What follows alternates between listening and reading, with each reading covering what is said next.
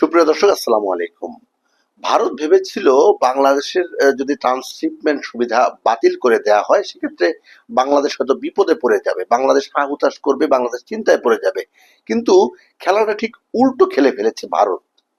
কারণ এই মুহূর্তে ভারত যখন এই সিদ্ধান্ত নিয়েছে, বাংলাদেশ কিন্তু সড়ক পথে এই বর্ডার দিয়ে, স্থলবন্দর দিয়ে যেই তুলা ভারত থেকে আসতো সেটি কিন্তু আনা বন্ধ করে দিয়েছে। বিমান পথে কিংবা জাহাজে করে আনা যাবে, কিন্তু সড়ক পথে আনা যাবে না। সড়ক পথে তুলা আনতে না দেওয়ার মূল কারণ সেটি হচ্ছে যে পরিমাণ ডিক্লারেশন দেওয়া হয় তুলা আনার ক্ষেত্রে, তার চেয়ে অনেক বেশি পরিমাণ তুলা বাংলাদেশে আনা হয়, এবং যেটা শুল্ক কিন্তু বাংলাদেশ সরকার পায় না। এখন যখন ভারত থেকে এই অবৈধভাবে তুলা আমদানি বন্ধ করার একটা সিদ্ধান্ত সরকার নিয়েছে, তখন কিন্তু দুটি লাভ বাংলাদেশের দিকে আসছে। একটি লাভ হচ্ছে বাংলাদেশে যে সমস্ত প্রতিষ্ঠান রয়েছে যারা তুলা উৎপাদন করে, স্পিনিং মিল রয়েছে, তারা কিন্তু এখন এই মুহূর্তে লাভবান হবে। ফলে বাংলাদেশের মালিকরা লাভবান হবে, বাংলাদেশের শ্রমিকরা কর্মক্ষম হবে, এবং বিভিন্ন স্পিনিং মিলে আরো বেশি দক্ষতা সম্পন্ন শ্রমিকদের কাজে লাগানো যাবে, এবং এইটা থেকে কিন্তু বৈদেশিক আয় কিন্তু আমাদের হবে। একই সঙ্গে ভারতের থেকে যে তুলা আনা হতো, এই সমস্ত তুলার ক্ষেত্রে অনেক ক্ষেত্রে প্রশ্ন ছিল যে মান নিয়ে, নিম্নমানের তুলা অনেক সময় আসতো, ফলে কাপড় উৎপাদন থেকে শুরু করে প্রতিটি ধাপে কিছু সমস্যার সম্মুখীন হতে হতো।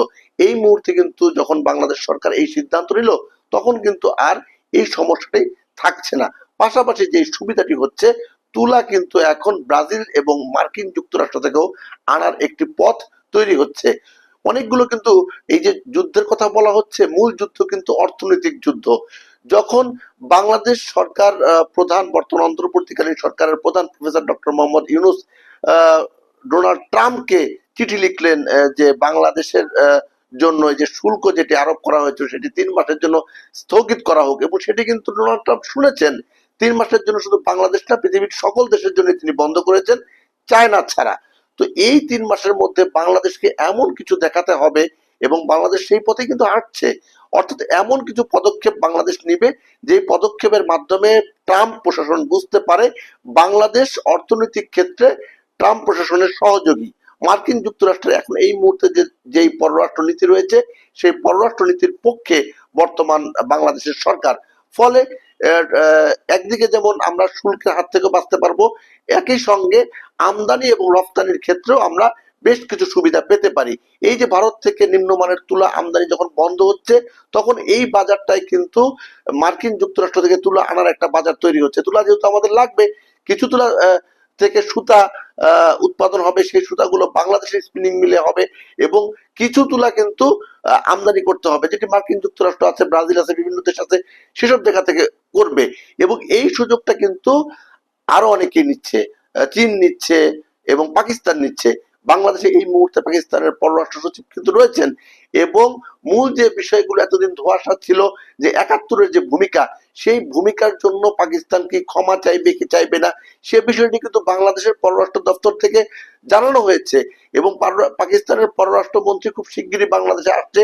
এই অমীমাংসিত যে বিষয়গুলো রয়েছে, ৭১ প্রশ্নে যে বিষয়গুলো রয়েছে, এবং বাংলাদেশের অনেকেই পাকিস্তানে আটকা পড়ে আছে, পাকিস্তানের অনেকে বাংলাদেশে আটকে পড়ে আছে, তাদের নেয়ার ব্যাপারে, ফেরত দেওয়ার ব্যাপারে কি সিদ্ধান্ত হবে। একই সঙ্গে বাংলাদেশের অনেক সম্পত্তি যুদ্ধের সময় পাকিস্তানে আটকে ছিল, সেই সম্পত্তিগুলি, সেই সম্পত্তি হিসাব এখন অনেক বেড়ে গেছে, সেগুলো কিভাবে বাংলাদেশে ফেরত আসে, এই বিষয়গুলো কিন্তু সামনের দিকে আলোচনা হবে। গত 10 বছর কল্পনা করা যায়, 10টি বছর পাকিস্তানের সঙ্গে কিন্তু কোনো ধরনের কূটনৈতিক সম্পর্ক ছিল না। এই অর্থে 10 বছরে পররাষ্ট্র সচিব পর্যায়ে, মন্ত্রী পর্যায়ে কোনো বৈঠক কিন্তু বাংলাদেশের সঙ্গে পাকিস্তানের হয়নি। পাকিস্তানের এই মুহূর্তে যখন পাকিস্তানের পররাষ্ট্র সচিব বাংলাদেশে এসেছে, তখন কিন্তু অনেকগুলো বাণিজ্যিক দরজা, বিজনেস হাব যেগুলো, সেগুলো কিন্তু খুলে যাচ্ছে। এরই মধ্যে করাচি বন্দর থেকে আমাদের চট্টগ্রাম বন্দরে সরাসরি জাহাজ কিন্তু এসেছে, এবং পাকিস্তান থেকে চাল বাংলাদেশে আনার একটি কথা চলছে এবং প্রক্রিয়া শুরু হয়ে গিয়েছে। এবং এই যে আমদানি রপ্তানির যে বিষয়গুলো, এগুলো কিন্তু চলমান। চীন কিন্তু এখানে একটা বড় ভূমিকা পালন করছে। চীন কিন্তু বোঝাচ্ছে যে তারা বাংলাদেশের অকৃত্রিম বন্ধু, এবং বাংলাদেশে এই মুহূর্তে যেই অনেকগুলো সংকট রয়েছে, তার মধ্যে অন্যতম একটি সংকট হচ্ছে চিকিৎসা। বাংলাদেশের বিপুল সংখ্যক মানুষ উন্নত চিকিৎসার জন্য পার্শ্ববর্তী দেশ ভারতে যেত, এই মুহূর্তে তারা ভারতে যেতে পারছে না। একদিকে যেমন ভারত সেক্ষেত্রে লুজার হচ্ছে, বাংলাদেশের রোগীরাও কিন্তু কিছুটা হলেও ক্ষতিগ্রস্ত হচ্ছে উন্নত চিকিৎসার জন্য। সেক্ষেত্রে চীন বলছে তারা বাংলাদেশে অত্যাধুনিক হাসপাতাল নির্মাণ করবে, 3 বিভাগে 3টি হাসপাতাল করবে। যদিও এখন পর্যন্ত নির্ধারিত হয়নি কোন 3 বিভাগে এই হাসপাতালগুলি হবে, কিন্তু এই হাসপাতালগুলি যখন হবে তখন বাংলাদেশের রোগীরা কিন্তু আর দেশের বাইরে যাওয়ার প্রয়োজন হবে না। তেমন আন্তর্জাতিক মানের হাসপাতাল কিন্তু এখানে তৈরি হতে যাচ্ছে। এটি কিন্তু চায়নার একটা কূটনীতিও বলা যায়।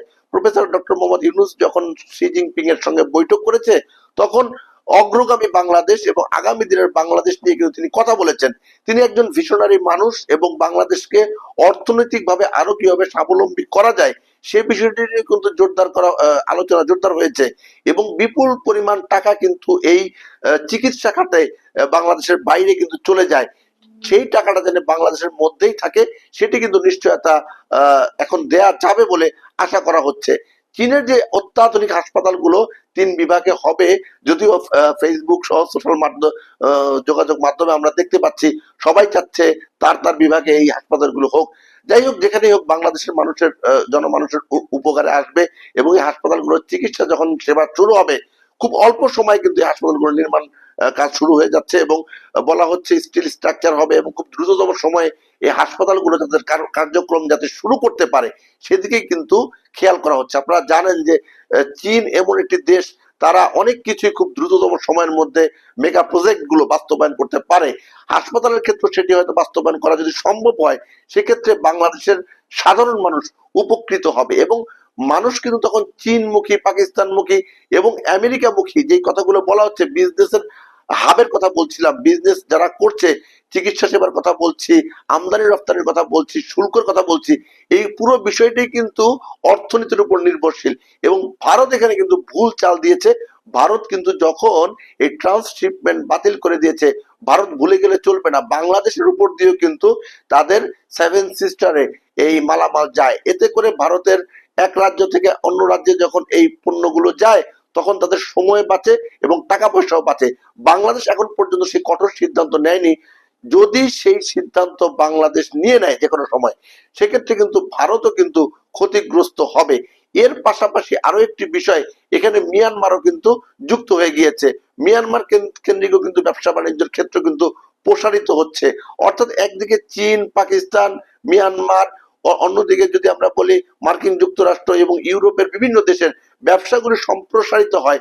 এতদিন যে জুজুর ভয় ছিল যে আমাদের দেশের ছোট্ট দেশ, দেশের চারপাশে ভারত, ভারত যদি অর্থনৈতিকভাবে কোনো আমাদের দিকে নেতিবাচক চিন্তা করে, তাহলে আমরা খুব মনে হয় ক্ষতিগ্রস্ত হব। না, আমরা খুব ক্ষতিগ্রস্ত হচ্ছি না, বরং আমরা লাভবান হচ্ছি। এতদিন যে আমরা ক্ষতিগ্রস্ত অবস্থায় ছিলাম সেটা কিন্তু আমরা বুঝতে পারছি। ভারতেরও শুভবুদ্ধির উদয় হওয়া উচিত। ভারতের যারা প্রশাসনে রয়েছে, যারা দেশ চালাচ্ছে, তাদেরও বোঝা উচিত বাংলাদেশ রাষ্ট্র হিসেবে ছোট হতে পারে, কিন্তু এটা স্বাধীন সার্বভৌম রাষ্ট্র। এই রাষ্ট্র কিন্তু সম্পর্ক করবে, যেটা আমাদের পররাষ্ট্র নীতিতে রয়েছে, সবার সঙ্গে বন্ধুত্ব আমরা করব। সেই বন্ধুত্বটা হবে সমতার ভিত্তিতে, সেই বন্ধুত্বটা কিন্তু নতজানুর মাধ্যমে হবে না। সুতরাং সামনের দিনে অর্থনৈতিক ভাবেই কিন্তু মূল সংকটটি দেখা দিবে, এবং এই সংকট মোকাবেলায় বাংলাদেশের পাশে কারা কারা থাকবে, তারাই কিন্তু বাংলাদেশের প্রকৃত বন্ধু। সবাই ভালো থাকবেন, সুস্থ থাকবেন। আল্লাহ হাফেজ।